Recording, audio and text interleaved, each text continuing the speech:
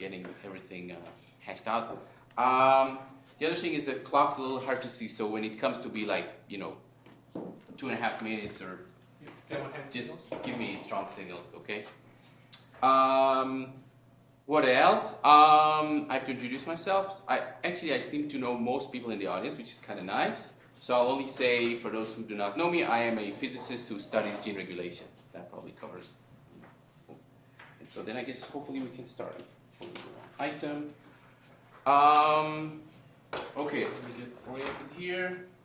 Laser. Okay. So I'm going to tell you a little bit about our work, which falls under our quantitative adventures in gene regulation. Now, I think my talk, and that's sort of fortuitous that it's the first talk, because it will be kind of introductory, at least to some degree, and so I'm hopefully saving some slides for any of my colleagues, and they will have to thank me later for that. Okay, so I think, like many of you, when I think about gene activity, what I think about is something that schematically looks like that. The horizontal axis is time, and each vertical bar denotes the production of one RNA molecule from the promoter, from the gene of interest. Okay? And so when I think about gene activity, to a first approximation, what I'm thinking about is this discrete stochastic time series of RNA production events. Now, this is how we think about it. How do we actually study it is using two general approaches. Okay? What we can do in some cases is directly measure in live individual cells the kinetics of RNA production from the gene that we care about. Okay? So here's how it looks. So here are a number of E. coli cells, and for those who don't know, the cell is about a micron in diameter, a few microns in length. And these are time-lapse images. So here's the timestamp, and you see 1, 2, sort of 3 cells here, and the cells are growing and dividing. And in each of those cells, we've labeled using a fluorescent reporter, and these are these green foci here. We've labeled the RNA from a specific gene that we're trying to follow. And by detecting and quantifying these signals, we're able to get data that looks like this. So here's again is time, and the y-axis describes the accumulation of RNA from the gene that we're following. Okay? In this case, the data here in this plot is from the cell marked with a white arrow here.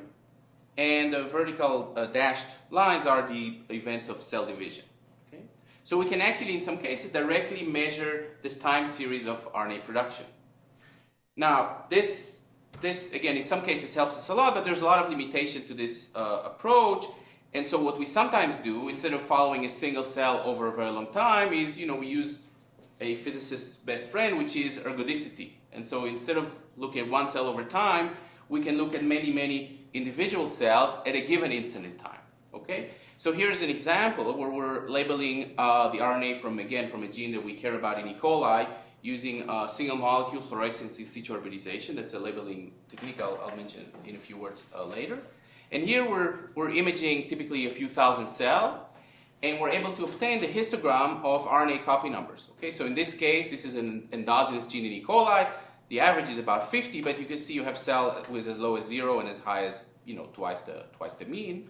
And from examining this histogram, we're able to, under some assumptions, go back and extract the parameters of RNA production, okay, of the stochastic process. Okay, so what I want to talk about today is really tell you a few small stories, time permitting, about our adventures in this field. The first thing, really, by way of a basic introduction, is what we found when we first look at the stochastic kinetics of RNA production in E. coli. Then,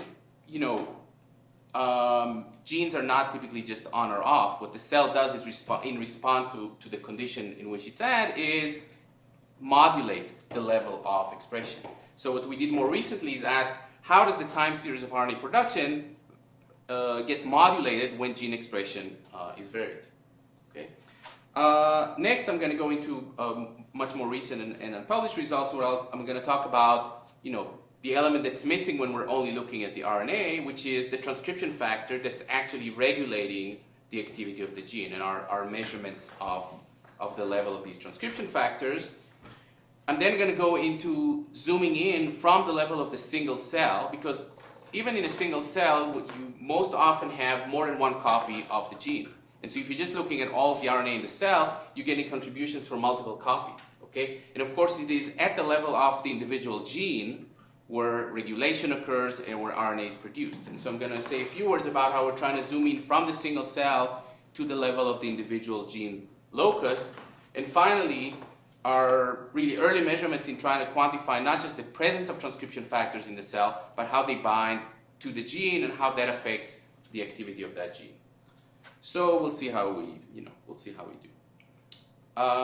Okay, so again, by way of very brief introduction, what we did find when we looked for the first time at the production of RNA in individual cells over time was that RNA production cannot be described as a simple Poisson process, at least in the cases that we looked at. Instead, RNA is produced in bursts. So here's just 4 sample data sets, again, time and accumulation of RNA.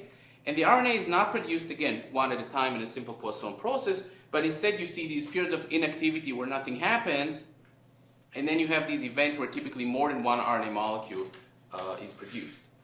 And when you look at the statistics, the distribution of both the on and off periods, you see that they're pretty well described by exponential distributions. Okay? And I should say, especially if Gia was here, I guess she's also late, is that at the exact same time, very similar data was seen at the level of the proteins. Okay? And so the behavior we observed was very well describable by a simple 2-state model for gene activity, where the gene stochastically switches between active and inactive states, and only in the active state you can have sort of Poissonian production of RNA. So this model succeeded very well in describing the data, but we have to remember it's a completely coarse-grained and phenomenological model, meaning we don't know, it doesn't tell us anything about what these arrows actually mean, and these arrows most likely don't describe a single molecular event, but something that we coarse-grain over to obtain this behavior. Okay, so I also should tell you, so this was E. coli, but burstiness does seem to be a very general feature. So we observe it later in multiple promoters in E. coli, so it was not just that specific gene, but other people, including Daniels and Klusen in yeast and Arjun Raj in mammalian cells and other examples, have very nicely shown that you see it in really every organism that you look at. Now, and again, what is the cause, what are the mechanisms creating this is still largely unknown. Okay, and that brings us to the next question we ask, which is, okay, when the gene level actually gets varied in the cell in response to signals from the environment, how does that look like at the level of the time series? Okay, so schematically you can think of, so here's a typical gene in any organism, okay? So when you change some kind of input, for example, level of sugar, of a specific sugar in the medium, or it could be, anything in your favorite system, expression varies, okay? So if this is an inducer, you get an induced, typically kind of sigmoidal response in terms of expression. But even if you measure this very, very, very carefully and very quantitatively, that still doesn't tell you what happened at the level of the underlying stochastic time series, right? Because you could get the same curve from very different types of modulation of the time series, okay? What could have happened, okay, if we only knew this, is that the on rate of the gene increased, so the frequency of bursts was increasing when we went from low expression to high expression. It could also have been that the duration of the bursts was increased to get this effect, or any other combination of factors, okay? Now, all these could give you the same dose response, but they would reveal themselves in the level of fluctuations, both the temporal fluctuations and the cell-to-cell variability in gene expression. And one standard way to sort of probe that behavior is by looking at the noise-mean relations. Okay, so as the mean changes, what happens to the degree of fluctuations? And one standard way that we look at fluctuation is by what's called the Fano factor, the ratio of the variance to the mean, which under a broad range of assumptions, not always, but under a broad range of assumptions, allows you to estimate the burst size. So how bursty is the production? Okay, so that's the concept. And so we wanted to know, okay, what are we actually going to see in the cell? And in particular, how are the details of the modulation, or let me say another one. How are the details of regulation? You know, what are the molecular detail of regulation? What's the topology of the network that regulates the gene, etc.? How are they reflected in the behavior of the time series? And so to do that, what the experimental method we're using, as I mentioned, is called single molecule fluorescence in situ hybridization. Single molecule FISH that really was in its current version was originated in Rob Singer's lab and was really sort of perfected by Arjun, who's hopefully going to be here any minute. And so the way it looks is like that again. We're labeling the individual RNA molecules from the gene that we care about in the individual cells. And then by quantifying those signals, we're able to obtain the histogram of RNA copy number. Okay? And then in turn, by fitting those histograms to standard stochastic model of the process, we can try and estimate and extract the parameters of gene activity, in particular the frequency and the magnitude of transcription bursts. So that does not always work, but there's a broad range of parameters, and in E. coli that seems to work very well. Okay, so we use this, and here's, for example, how we would measure the modulation of, or the regulation of the lac promoter. You see, this is the data. We're inducing it using IPTG, an analog of the lactose sugar, and we're measuring how many RNA molecules we have in each cell. And the dynamic range is really excellent. There's like 3 orders of magnitude here, and the method agrees very well with other methods. So it's really a very beautiful method that I recommend to anyone who's in the business of measuring gene expression in the cell. The advantage, of course, is that now these measurements are single cell based. And so in each of those samples, we don't get just the average level, we get the full distribution of RNA copy number in the cell. And these distributions are very well described by the model that assumes these transcription bursts, and that allows us to extract the parameters we're after. Okay, and so then, as I said, what we're going to do is we're going to look at different genes induced in different ways, under different growth conditions, etc. And we're going to ask, how are these differences reflected in the properties of the time series, in particular in how bursty transcription is, just because that's a relatively easy thing for us to measure. And the answer, to our surprise, was that to a large degree, all these differences are not reflected in the noise in transcription, in the degree of burstiness of transcription. Okay? So let's look at this plot. So here we have data from, you see 20 promoters, almost 200 experiments. This is the mean expression level, okay? How many RNAs per cell when you correct for RNA lifetime we see in each of those experiments. And this is our estimate of the burst size, okay? So what you can see is that despite huge differences between those different promoters, some are activated, some are repressed, some have positive feedback, some have no feedback, etc., they all define a very strong trend line. In other words, if I know what the mean expression level is, I know to a reasonably good approximation how bursty transcription is. Okay? So do you ever see points coming down, actually? We have not seen in E. coli, and let me get back to it in another slide. Okay? Okay, so that brings the fit that's put over here, which by now even I don't take very seriously, maybe to your point. Okay? But the point of that fit is that you can, within the framework of the two-state model, you can explain the observed behavior with a simple case where only one of the rate parameters changes. Okay? So there are many caveats to that, but still this is, to me, it's probably telling us something. Okay? But the most important thing I think that tells us is that data tells us is that, again, the mean expression level largely defines the degree of fluctuations. Okay? And in other words, the kinetics that we see, the on-off kinetics of the promoter, to a large degree, at least in this case, do not seem to represent gene-specific features. So it's not about, let's say, lac repressor binding and unbinding. Okay? It seems to be about something else. Okay? And let me show you some more data to that effect. So here's again data this is from 4 different data sets in E. coli. Okay? 3 in RNA, 1 in protein, 2 different labs. Okay? And we put them in 3 curves, and the trend is very, very obvious. When you increase the mean expression level, you have a very well-defined trend line in terms of the degree of noise, the estimated burst size. And to your point, we don't see it going back down. So that probably means our original interpretation like that was not necessarily true. Okay. Now, yes, sir? Can you comment on using burst size really as the estimate of the variation between the cells? Because it has a nice intuitive interpretation as what's differing in the actual promoter kinetics. But is this what matters for what the cell is doing, behavior X or behavior Y? So okay, so the behavior. So okay, so on the, most of the time I'm a simple phenomenologist. So I really, unlike many of my colleagues, I put aside think about what it means physiologically. Okay. Now, having said that, okay, let me say it after I show the next picture. Okay, so this is E. coli, and this is 3 studies in animal cells. Okay, and again, this is using very different methods. So some of them use live cell analysis. Some use, so there's really, it seems that it's not about any artifact of the method. Okay, both this study and this study are directly measuring the kinetics of RNA production.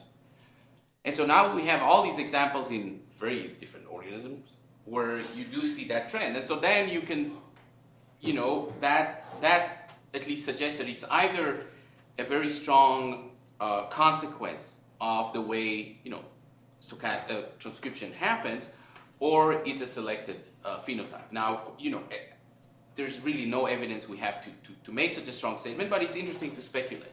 And of course, you can speculate, right? Because you have to allocate transcription, within limited resources. For example, RNA polymerase in the case of E. coli.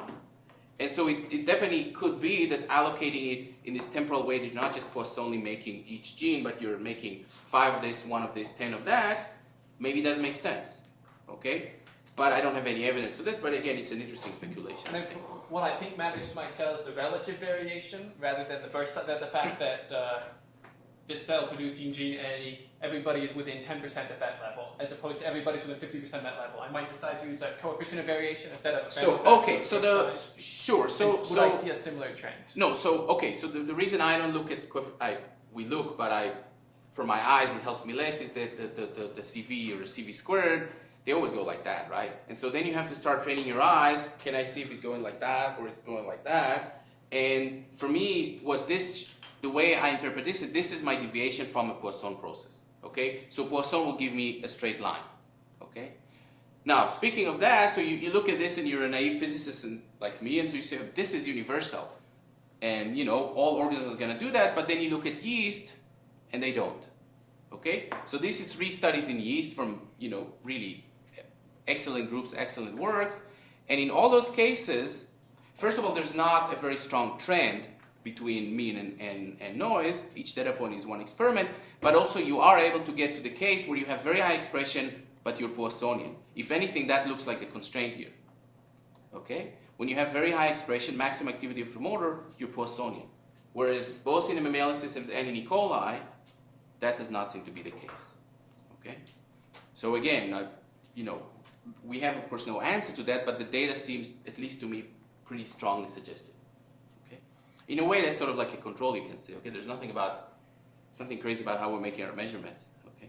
Are all these protein measurements? No, so these are the previous ones had RNA measurement. These ones are all protein, but one of them is looking at live kinetics, and I mean not this data set, but there's similar data set with live kinetics, but these are mostly from distributions. Okay. Do I have a few minutes for my remaining? Yeah, I do. Okay. The audience is still just waking up or falling asleep. Yeah, you have 15 more minutes of discussion between the top. Oh, gee, I don't even have it. Okay, maybe I have 5 more minutes, so we'll be okay. Okay, so now we haven't talked about the elephant in the room, right? Which are the transcription factors who actually regulate the activity of the gene and therefore presumably have an important role in everything we've looked at. Okay. So the next thing we start doing, and that's very recent and unpublished, but I'm still going to leave the video on, don't tell anyone, is the transcription factors, okay? So what Leonardo, my student, is doing is looking at really our favorite system, phage lambda, and in particular the promoter that is in charge of maintaining the dormant lysogenic state, and the transcription factor that regulates this promoter, C1, okay? In this case, it's autoregulation, but that actually doesn't matter much for what we're talking about here. And so, without going too much really into all the details, we're producing exogenously the transcription factor C1, okay, and we're measuring through a LAC-Z reporter the activity of the regulated gene, okay. So specifically, antibodies, immunofluorescence is used to count the number of transcription factor, and single molecule FISH is used to count, measure the resulting activity. And so you label them, and in each cell, and again, each experiment is typically a few thousand cells, Leonardo detects and measures these two species. And what you get is what is really neat, is you really get what's called the gene regulation function, meaning the regulatory relation between the amount of transcription factor in the cell and the resulting activity of the promoter. So for transcripts, you count dots. What do you do to get an absolute count? So in either case, what we do is count dots. Okay, that works in let's say yeast and things like that. In E. coli, that just doesn't work because think about it, if you have 5 molecules in E. coli, you already have optically they're all overlapping. So what we do is actually very similar for both of them, which is also the same thing we did with MS2. We calibrate the intensity and use the intensity of a single RNA or likewise of a single protein, single antibody labeled protein to get the numbers. Okay, so in the case of RNA, it's pretty straightforward, or it's more straightforward because we've designed the probes and we know how many probes per gene we have, right? Just like in all of this is the standard protocol from our June. For antibody, it's a bigger mess because you have to very carefully calibrate the stoichiometry, meaning how many primary antibodies bind to your protein, how many secondary antibodies bind to your primary antibodies, and how many fluorophores are on your secondary antibody. And you're only as good as your antibodies, as someone wise once told me. And so with some antibodies, it just never works for us, but with good ones, and again, the good thing about doing something like lambda, there's 50 years of literature that tell us how many proteins of different species we have. And so in this case, it does work, but it is very, So it's a pain in the neck. I'm sorry? So it's not. It's not. I mean, we've done it, so it's not trivial, but it's not very trivial. How do you get your gram state? With the mRNA, you also, since you're in the single digits, it's easy to say, well, this least right thing is probably 1. Oh, okay. So in both cases, what you need, and that's to follow up on Stas's point, in both cases, you need to have a case where you have just a few per cell, and that's the calibration. Okay. And how do you create that protein? Oh, that's pretty easy. I mean, in this case, it's pretty easy because, again, we're producing it exogenously. So we can have a sample where you just have on the order of 1 or 0 proteins per cell. But once you get to, a few hundreds, then all you have is your calibration. Although there's a few calibration methods we're comparing, and they seem to be working well. The antibodies measured binds both the monomers and the dimers? Okay, so in this case, that's a good point. In this case, where we're actually counting our dimers. Okay, so apart from here, there's really, as best as we can judge and based on the known biochemistry, there's very few monomers. So I should say, that's why I guess we're saying molecules, we actually mean dimers. So what can you do with that? Okay, so first of all, this is lambda, so there's been, again, beautiful studies, including theoretical one, so you can fit it to a standard theoretical sort of thermodynamic model that uses the predicted occupancy of the promoter by the transcription factors based on known free energies, and you can sort of fit the curve. So it makes sense based on, again, 50 years of very, very beautiful biochemistry. But what we're getting here is more than that, because, again, what we're looking here is the absolute number of molecules per cell. This is actually corrected for the cell size. So in other words, you can think of it as nanomolar. Okay?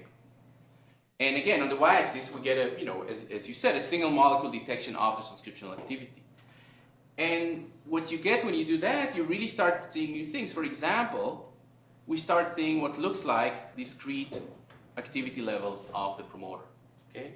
Now, again, at this stage, it's only suggestive, but it's very tempting to think, okay, we're actually seeing what the textbook always told us, which is, for example, for this promoter, okay, we know very well there's a basal activity when there's no occupancy of the operator sites, and then there's an activated one with 2 dimers, and then there's maybe another one that people are not sure about, and then there's a repressed one where you have 3 dimers and then 3. So there's a lot of, the textbook tells us we should expect those steps, but of course the standard picture also tells us you're not going to see it because of, because of stochastic gene expression, because of biochemistry in the cell. Sorry, Yes. is that molecules per cell of average size? Is that how you know the previous slide? Yes, exactly. So you median, exactly. So when I say, I keep there's always people who notice this silliness in the plot. So when I say 100, it's either you can think of it as simply 100 nanomolar in, notwithstanding any cell, or 100 molecules per cell in the average cell.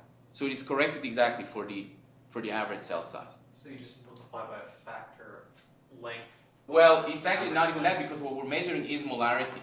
So I should just say nanomolar, but I guess at some stage there were some people who, when they saw nanomolar, couldn't convert to molecules in E. coli because they're. But why do you need to divide it by the average cell? Because you know where this measurement came from, right? So you No. So what I'm saying is, and that's just wrong the way I'm showing it, that some of these points that say 100 are actually 200, but I'm measuring the molarity.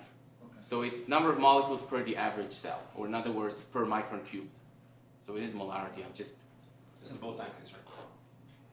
No, not in both sides. Let's get to that. Okay. So we don't what's understand what we meant by the average cell, because when you look at this particular cell, you know its size, right? So you should divide by the volume of that particular cell.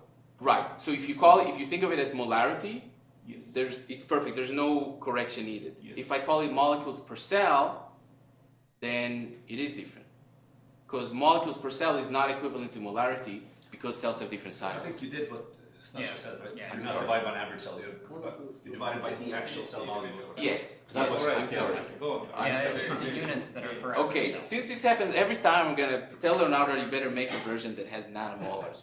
Yes. Just because I don't know how to make slides anymore. That's the real problem. And just to make sure, so from every image you get information about C1 and the Yes, count. that is exactly. So, But- the other thing you can do is condition the data instead. Because then you also get around the issue that you have different amounts of genes and the different sizes. Okay, so let's get to that. So what's standing between us and directly getting that? There's two things that's standing between us and doing that, and getting our data to look like that, or to interpret it directly like that. One is that, of course, a cell rarely has, or not always has, one copy. Okay, I mean, if you're foolish enough and you grow E. coli in LB, you're gonna have 16 copies in some cells. But even if you grow them in slow, well-defined medium, some cells will have one copy and some will have two copies. And that, of course, will make a mess in your RNA if you're not treating it properly.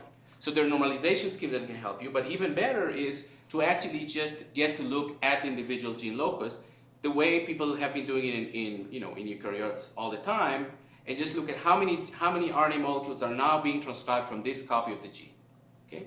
And we're sort of beginning to be able to do that. Okay? So if you look at the distribution of just the intensities of the RNA molecules in the cell, this is under fully induced lac.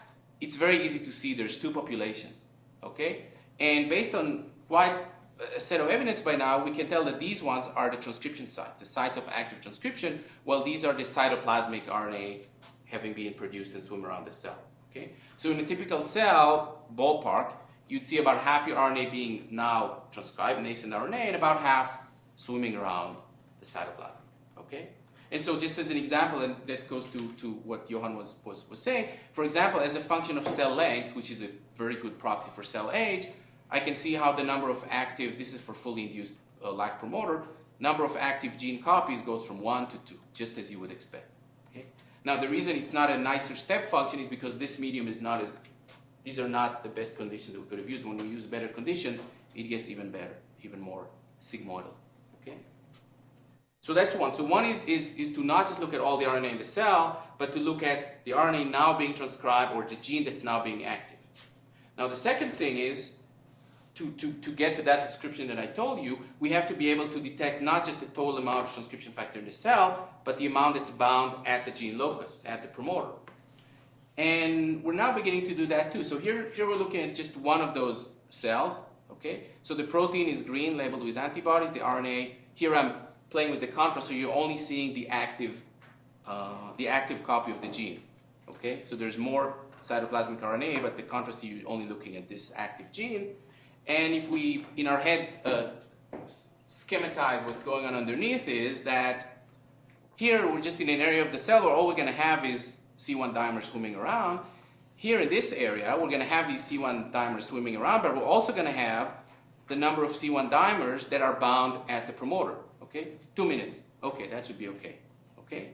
And so in principle, all we have to do is subtract this this signal from that signal, and we're going to know how many C1s are bound to the promoter.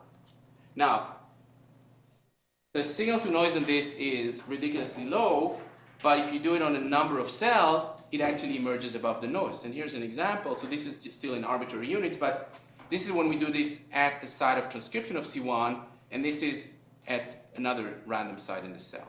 So you can really detect very clearly the binding of the transcription factor and quantify it. And so this would probably be my penultimate slide. So what we're after and we're pursuing, definitely far from achieving it, is really deconstructing the transcription regulation into these two processes. The binding of the transcription factor to the promoter as a function of the concentration, and how that binding affects the transcriptional activity of the gene. Okay, and then comes, I guess, ultimate slide. And so just, I want to say in a word that we're now really making baby steps into pursuing the whole approach into other organisms, in mouse embryonic stem cells and in early Drosophila embryos. And really the key to doing that is, we're being a physicist in the world's largest medical center opens up so many opportunities for collaboration. So these are with our collaborators back at Baylor.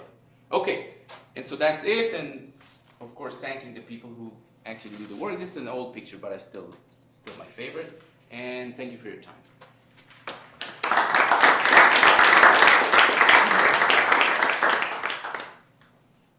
You're the chair, I guess.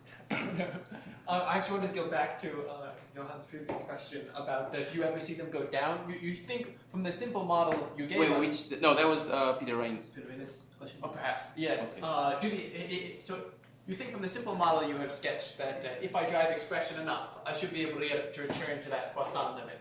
Right. And if you don't see that in E. coli, so do you have a speculation on why? So first of all, I agree, and I guess you've seen our manuscript on that. So I mean, the picture I have in my head is what you have, which is, if we look at yeast, if you go to full expression, you are Poissonian again. That makes perfect sense. You're just constantly on, and you're making RNA as fast as you can. It seems, at least now, and I have to say the quality of studies in E. coli, speaking for myself, and in the mammalian is not as high as what people have done in yeast. But if we are to believe those multiple sets of data, that doesn't happen in those systems, and then you're led to interpret that what that means is that the gene cannot be active all the time. So even in when you try to make a gene as active as you can, there's still a limited time window. It could be something that has to do with the cell cycle. It could be something that has to do with the DNA, being open for business only on some duty cycle. And that, at least for me, is my interpretation until I see some other data. Can you stop from cycling, for example, and see if it's the replication that's causing the... So we're trying. That's one of the. We're trying to do that. So there's a lot of things. That beautiful thing that the yeast people did and we're not doing. This is one of the things we are trying to do. So we'll see if replication has to do with it. Maybe cell division. There's been for many years a sort of speculation about something about supercoiling. So there's some cooperativity of RNA polymerase binding that allows you to create those time windows, and then there's an inhibitory period. I don't know. It's very interesting. I think we're gonna get the solution pretty soon. I mean, someone. Yes, sir. Between you guys, yeah. Could you say something about time scales? So in this last picture with the red and the green, right? So the transcription factor is bound for a certain amount of time. The DNA itself also moves on some time scale. I guess these time scales are going to be. So these are all fixed data, okay? And so meaning you kill the cell and then you do everything, okay? Now, there's a lot of bad things to say about fixed data. In many cases, I prefer to live data because, and that's sort of my long experience from the MS2 system, you're perturbing, we're quantitative people trying to measure what's going on in the cell, but how we do it? We perturb it genetically till nothing behaves the way it used to behave. And so I sort of got sick and tired of that, and so I killed them, but at least I haven't done anything genetically to perturb them. And again, I also was very doubtful about this approach, but all our controls suggest that if you do it slowly and carefully, you can get to data. But you're missing the direct kinetics. You need to start using, ergodicity to interpret the kinetics. And of course, there's always dangers in that. And So how do you see that actually? That's what. See what? That the method works. Like you have a tail where there's very few mRNAs. How do you know that the subpopulation of cells aren't permeable? Which is, I guess, isn't it probably E. coli? So you're talking about generally about those RNA distributions. Yeah, exactly. Well, So you need another method to. no, so remember, for example, to show, let's say, that the trend of, let's say, increased burstiness was mean, that we show in the one case we had a live cell, okay? So the control is never perfect, but everything we found, the evidence from the live cell was at least supportive of it. And even the estimation of, let's say, the burst sizes from doing RNA distribution agrees with live cell. Yep. So you have the live cells. Did you ever apply fish to those cells? Do you have MS2? So you have MS2. Yes. Like, Yes. so you get essentially say this method says 3 copies, the other method should also say 3 copies. Yes. The problem, and what we found when we did that, is that MS2 misses a lot of RNA. And that was one of the first things I learned from Arjun when he first did fish on our MS2. That was in yeast. Now, it doesn't mean you're going to always, I mean, you can make it work, but the MS2 misses a lot of RNA. You don't see that in yeast actually. You don't really see that we miss RNA. You mean with MS2? That's what I was caveating, because by then afterwards I've learned from Dan and from you still have to be careful and control your things properly. It's more that you mess. lifetime. To Or, be sure that lifetime is not affected. Yeah. That's the main problem you have to deal with. yeah. Is there a trade-off there? In like, if I have enough MS2 tag copies, I now detect them, but I perturb lifetime even worse. I don't know. We've looked at different RNAs. Some were affected, others not. We've kind of cut down their repeats and talked a little bit about it. I mean, I would say the dynamic range or the robustness of the MS2 system, at least in my experience in E. coli, and from talking to other people, is very limited. So you really, on a case by case, have to really very carefully optimize it. Stas. Ido, how do you think about ergodicity in the system? Because if he has a cell that was completely stationary, whatever that means, and he had a promoter that was either a telegraph or anything stationary, it works. But you have these dynamics of transcription coupled with dynamics of the cell cycle with really systematic changes. So it's not completely trivial in my mind. I'm also thinking about our data to think about ergodicity. Can you? No, that is true. I mean, as soon as you get coupling with the cell cycle, some things get, I guess we'll hopefully going to hear a little about it. For example, in developmental systems, right, you have a clear direction. Yeah. Sure, of course, but that's, no, then you're right, but E. coli gives you the advantage that if you're looking at, and that's something we always test routinely, so if you're growing E. coli exponentially, okay, your boundary conditions, your periodic boundary conditions are so well defined that there's a lot of things working for you in terms So of you ergodicity. can say that you are on the attractor, right? Exactly, because you look, for example, first thing you look at is you look at the distribution of cell length, for example. Okay, cell divides into two are born, you see that in the distribution. Okay, or similarly, you look at you see that your let's say transcription level always go from one level to twice, and then so the boundary conditions are very well. You are on that attractor. Does that mean that the histograms that you are presenting are marginal distributions over, let's say, position along the cell cycle? So, for example, okay, your math ran away from me. Say it again. No, so if you show your red curve, okay, so this was number of RNAs in a population of cells, right? Each of these cells is in a different point in the cell cycle, right? So one way to plot it is to say that this is a marginal distribution, which averages. Is that how you think about it? So it's true that if, for example, if being different places in the cell cycle beyond the trivial effects of cell size and copy number gives you different, propensity to have the gene active, that means that the interpretation of just having a two-state model is wrong. You need to have a new model. Is the red curve corrected for different cell sizes or not? The one that Peter Ryan was asking. I think there are 2 different points you're discussing here. One is that experimentally you establish cyclostationarity. Right? And then the other thing is that the cyclostationary model. The cycle can be stationary, but it's still dynamic. Exactly. It's cyclical. So then there's the classic way of dealing with that is so it was towards the end.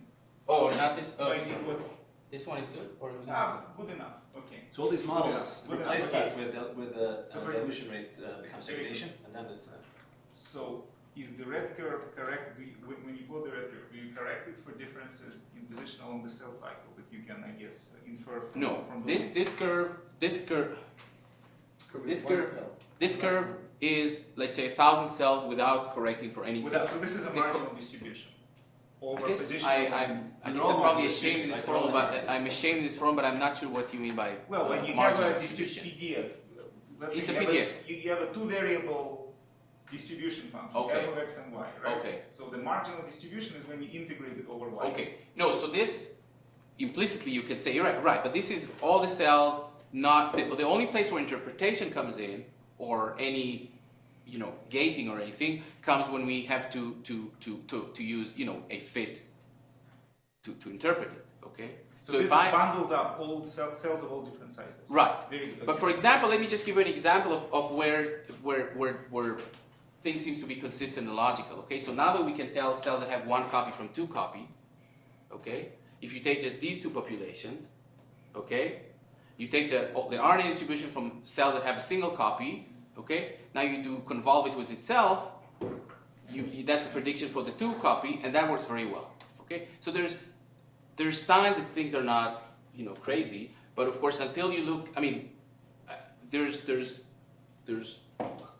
there's non-trivial effects that, let's say break ergodicity that we haven't controlled for. Things are very consistent, but I can't rule it out.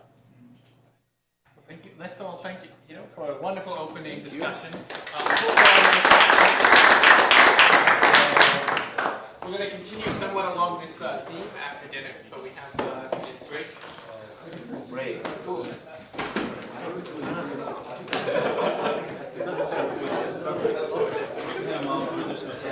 We resume at 7:30. Your dinner is at the main dining hall, which is just the yeah.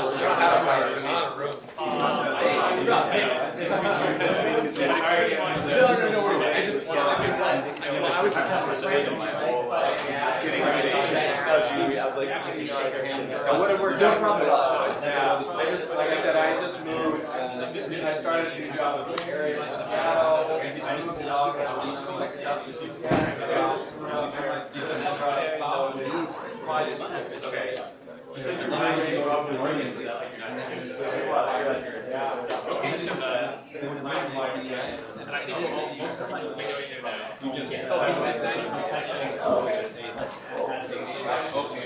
And then you just like concentration. It's not exact right?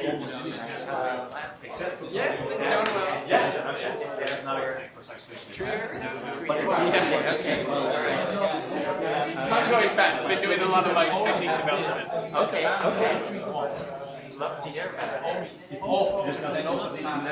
Our experience is no effect.